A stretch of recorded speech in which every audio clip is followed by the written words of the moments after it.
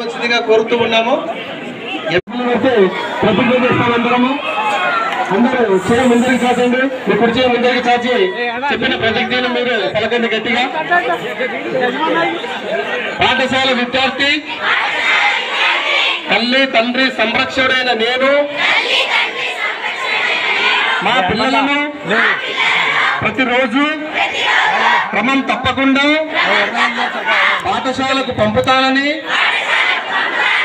పాఠశాల అనంతరం వారి చదువుకు ఇంటి వద్ద ఎలాంటి ఆటంకం కలగకుండా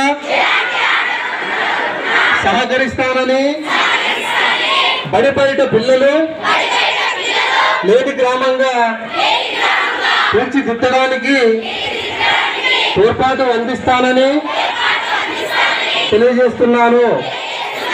పాఠశాల అభివృద్ధి